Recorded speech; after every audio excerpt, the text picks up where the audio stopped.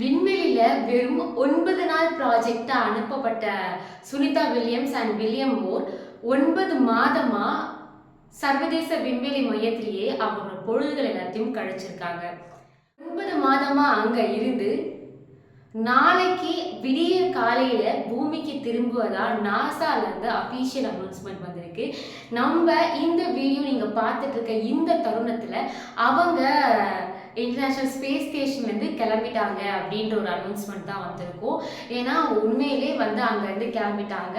அமெரிக்க நேரப்படி இரவு 9:57, அதாவது இந்திய நேரப்படி அதிகாலை 3:26க்கு அது அமெரிக்காவில் தலையிறங்கப்படும் அப்படின்னு சொல்லப்பட்டிருக்கு. இந்த ஒரு தகவலை பற்றி தான் இன்னைக்கு இந்த வீடியோ முழுசாக இருக்க போகுது. வாங்க வீடியோக்குள்ள போயிடலாம்.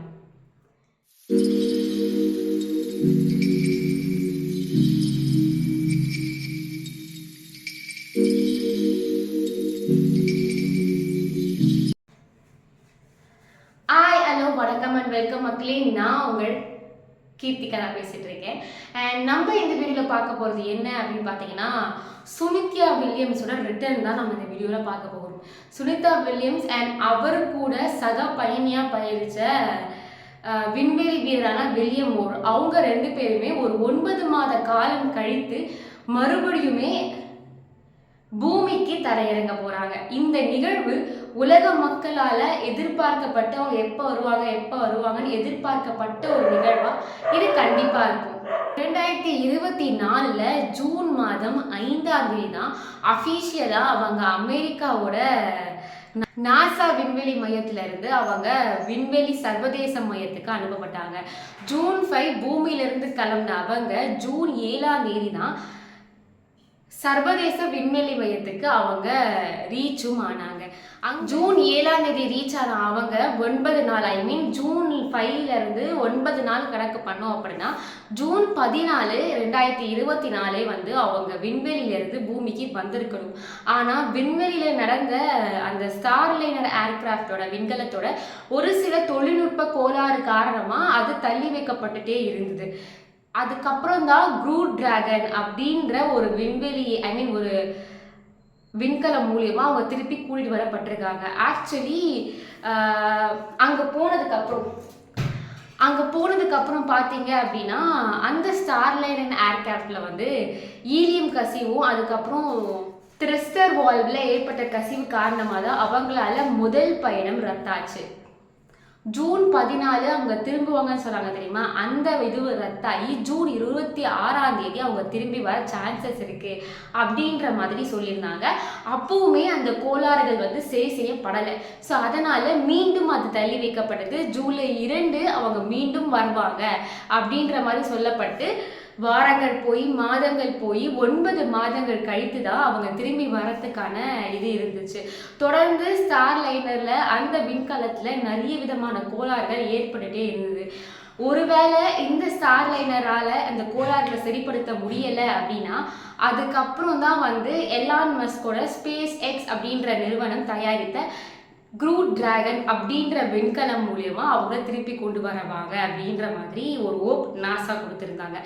ஆல்ரெடி இந்த டிராகன் க்ரூட் மூலியமா சக்சஸ்ஃபுல்லாக விண்வெளிக்கு போயிட்டு திரும்பியும் வந்திருக்கிறாங்க.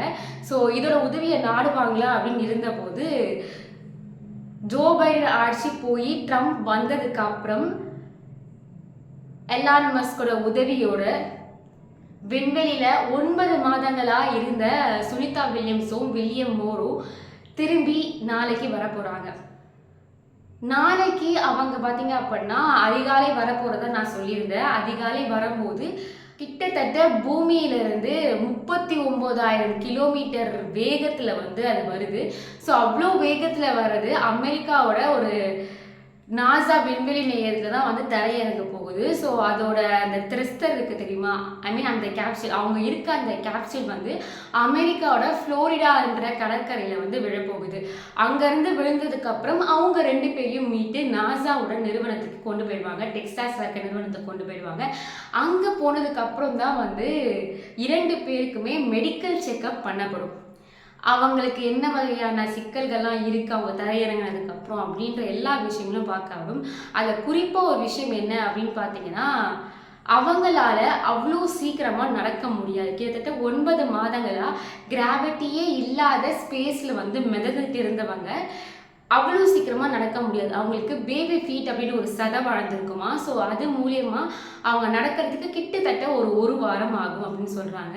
ஸோ கிட்டத்தட்ட நம்ம கால் மறுத்த ஒரு சுச்சுவேஷன் தான். மிதந்துட்டே இருந்த நம்ம பூமி கூட கனெக்ஷனே இல்லாத நம்ம கால்கள் மறுத்து போகிற மாதிரி அவங்களுக்கு அவங்க கால் வந்து மறுத்து போயிருக்கும். நடக்கிறதே புதுசாக இருக்கிற மாதிரி தான் ஒரு சுச்சுவேஷனும் இருக்கும். நாளைக்கு தான் அவங்களோட உடல்நிலை எப்படி இருக்க போகுது, சுனிதா வில்லியம்ஸோட கடைசி நிமிடங்கள் அப்படின்ற மாதிரி பல யூடியூபர்ஸ் போட்ட தம்ப்நெயில்ஸும் நான் பார்த்தேன். அவங்களோட கவுண்ட் டவுன் ஆக்சுவலி வந்து அவங்க பத்திரமா திரும்பி வந்துடணும் அப்படின்றது தான் எல்லாரோட வேண்டுதலாகவும் இருக்கும். எல்லாருமே அதான் எதிர்பார்த்துட்டும் இருந்திருப்பாங்க. அண்ட் அவங்க போய் நடுவில் பார்த்தீங்க அப்படின்னா அந்த விண்வெளியில் ஏற்கனவே நிறைய குப்பைகள் இருக்கும். ஸ்பேஸில் ஆல்ரெடி நிறைய குப்பைகள் இருக்கும். அதாவது இந்த சேட்டலைட்ஸ் வந்து உடஞ்சது அந்த மாதிரி நிறைய குப்பைகள் அங்கே எப்பவுமே மிதந்துட்டே தான் இருக்கும். அந்த மாதிரி அவங்க போன ஒரு தருணத்தில் இந்த குப்பைகள் எல்லாம் அங்கே இருக்க ஐஎஸ்எஸ் அதாவது இன்டர்நேஷ்னல் ஸ்பேஸ் ஸ்டேஷனை தாக்க வர போகிறதாகவும் அங்கே இருக்க மக்கள் வந்து அங்கே இருக்க விண்வெளி ஆராய்ச்சியாளர்கள் அவங்களுக்கு அவங்களை காப்பாற்றிக்கிறதுக்கு அவங்களுக்கு ஒரு இடம் கொடுக்கப்பட்டிருக்குமா. அதாவது சீக்ரெட் ஸ்பேஸ் மாதிரி. ஸோ அந்த இடத்துல போய் பாதுகாப்பாக இருங்கன்னு சொல்லப்பட்டிருக்கு. ஆக்சுவலி அந்த இடத்துல Sunita Williams and William Moore தவிர எல்லாருக்குமே அந்த ஒரு ஸ்பேஸ் இருக்குது. இவங்க வெறும் 9 நாளுக்கு அப்படின்னு வந்ததுனால இவங்களுக்கு அந்த ஸ்பேஸ் இல்லை. ஸோ அதை அட்டாக் பண்ணுற வந்ததுனால இவங்களை திரும்பியுமே வந்து ஸ்டார்லைனில் ஸ்பேஸ் அந்த விண்கலத்துக்கு காமிச்சிட்டு இந்த பிரச்சனைலாம் தீர்ந்ததுக்கப்புறம் அவங்க திரும்பி வந்திருக்காங்க. இந்த மாதிரி பல 100 பிரச்சனைகளை கடந்து கடைசியாக சுனிதா வில்லியம்ஸ் பூமிக்கு தரையிறங்க போகிறாங்க. அதோட லைவ் டெலிகாஸ்ட்டுமே வந்து நாசாவோட அஃபிஷியல் யூடியூப் சேனலில் வந்து டெலிகாஸ்ட் பண்ணப்படும் அப்படின்ற மாதிரியும் நாசா சொல்லியிருக்கு. ஸோ சுனிதா வில்லியம்ஸ் பத்திரமா வந்து சேர்ந்துருவாங்களா என்ன ஏது அப்படின்ற பல விஷயங்களை வந்து நம்ம கீர்த்தி டிபன் சேனலில் மறக்காமல் நீங்கள் பார்க்கணும் அப்படின்னு நினச்சிங்கன்னா நம்ம சேனலை சப்ஸ்கிரைப் பண்ணிக்கோங்க. அது வரைக்கும் உங்களிடமிருந்து வெளிப்படுவது உங்கள் கீர்த்திகா. பாய்.